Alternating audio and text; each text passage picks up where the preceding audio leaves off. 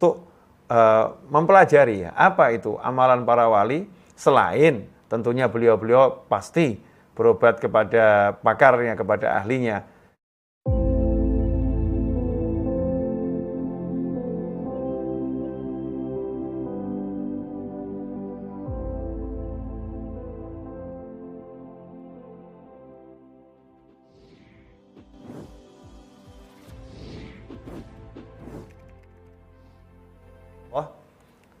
Menarik, dunia 2 tahun ini, hampir 2 tahun, dunia sungguh menarik. Jadi dunia ini dihebohkan sama satu penyakit yang namanya cukup tren, COVID-19 ya. Bagus juga namanya, COVID-19. Ya, COVID-19.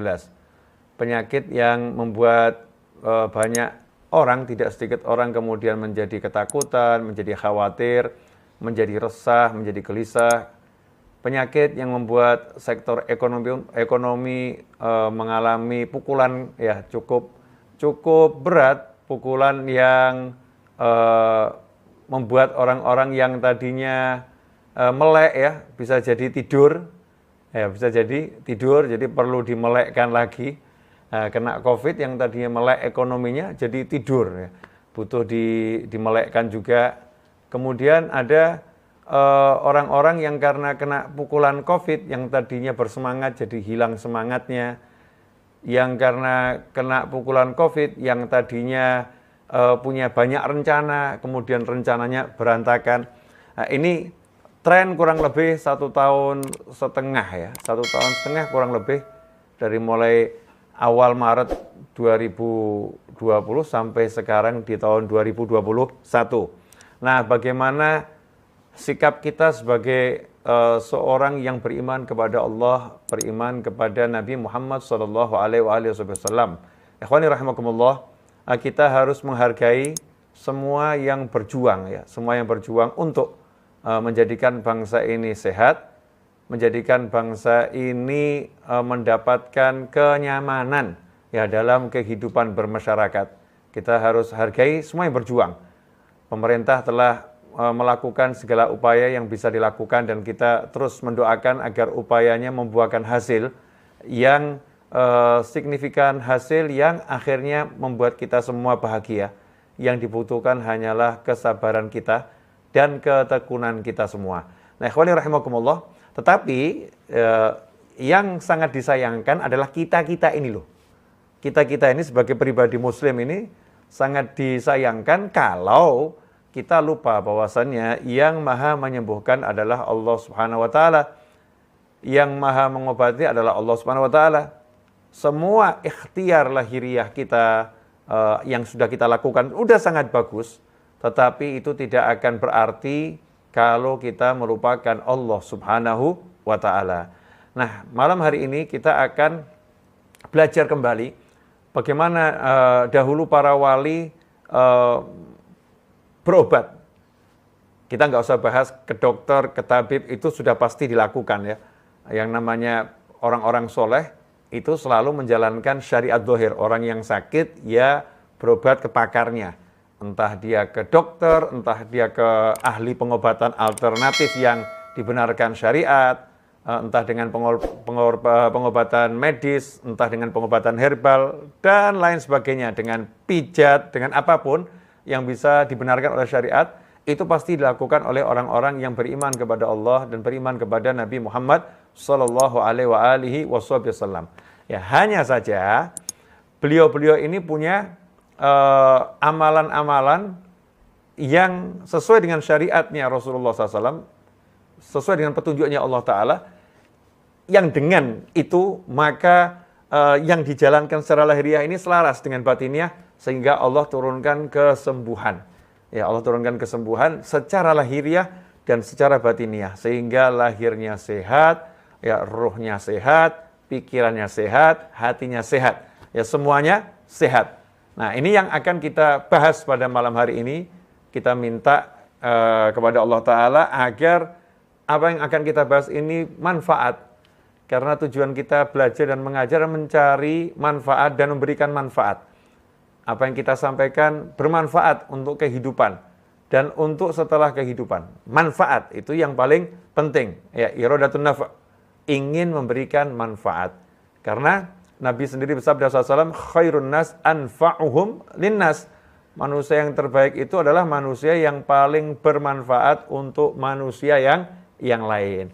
Nah, ikhwani rahimakumullah, tadi kita udah bincang-bincang sejenak membahas bahwasannya para wali selain berusaha, berikhtiar secara lahiriah ketika sakit atau ketika ada masalah, tetapi beliau-beliau mengedepankan ikhtiar ruhaniyah, ikhtiar batiniyah, mengedepankan bagaimana mengetuk pintu langit.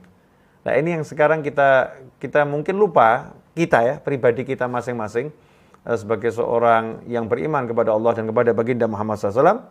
Alhamdulillah kita udah jalankan segala upaya yang bisa dilakukan, dan kita sudah berusaha, ada yang dengan olahraga, ada yang dengan mengkonsumsi vitamin, ada yang berupa pola makan dan lain sebagainya.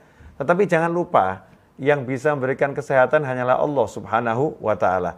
Karena itu menjadi sangat-sangat penting buat kita semua untuk mempelajari apa itu amalan para wali, selain tentunya beliau-beliau pasti berobat kepada pakarnya, kepada ahlinya di zamannya, sesuai zaman masing-masing. Saya punya guru almarhum Habib Anis itu pergi ke dokter, ya berobat. Nah, melakukan pengobatan untuk apa yang harus beliau obati. Begitu juga banyak para ulama yang saya kenal, dari ulama dalam negeri maupun luar negeri. Kalau sakit, ya berobat. Ya sakit, berobat.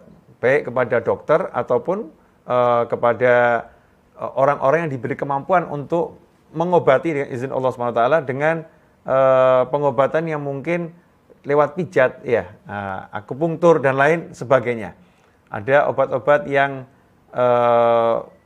herbal, jamu, apapun itu, selama itu dibenarkan oleh syariat, kemudian juga tidak melanggar aturan-aturan yang sudah ditetapkan oleh negara, maka biasa dijalankan oleh masyarakat. Nah, tetapi ya ada satu hal, ya Mas Wahid kalau ngantuk minum kopi dulu, Pak Taji ya, cuci muka dulu, wudhu dulu.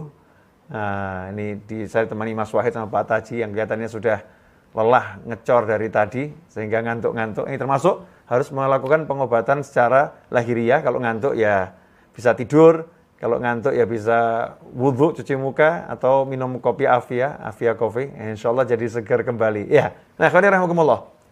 Kita bahas lagi ya. Jadi kalau orang sakit ya berobat. Itu ajarannya para wali. Tapi ada sisi pengobatan yang sekarang ini kita lupakan. Karena yang maha menyembuhkan adalah Allah SWT, yang maha ngobati Allah Ta'ala. Nah, ini kalau sampai kita lupakan, gawat, berarti sakit kita kronis. Ya ini kita darurat istighfar, darurat tobat kalau seperti itu. Sampai hati ini lupa kalau yang maha menyembuhkan adalah Allah Subhanahu wa Ta'ala. Yang maha mengobati Allah Subhanahu wa Ta'ala, jangan pernah lupa itu. Ya, sebagai seorang muslim jangan pernah lupa itu, dan jangan paksakan orang lain untuk ingat. Ya, jangan paksakan orang lain untuk ingat. Setiap orang punya keyakinan sendiri-sendiri.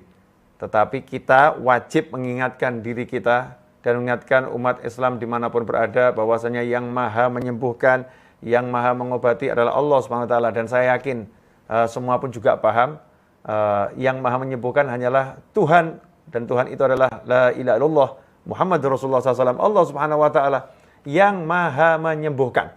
Ya, yang maha menyembuhkan, yang bisa ngobatin. Nah, inilah yang dikejar oleh para wali.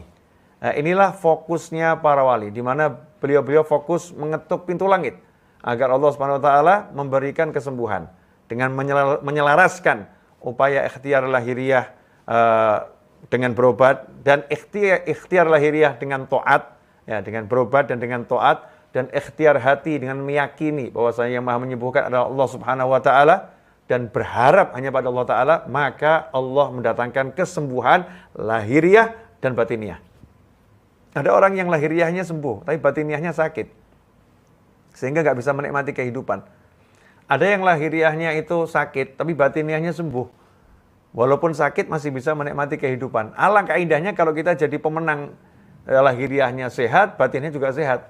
Itu akan sangat menikmati kehidupan. Itulah nikmatul afiyah, nikmat sehat. Sebagaimana disebutkan oleh Nabi SAW, setelah iman gak ada nikmat yang lebih tinggi daripada nikmat al-afiyah. Setelah iman, gak ada nikmat yang lebih tinggi daripada nikmat al-afiyah.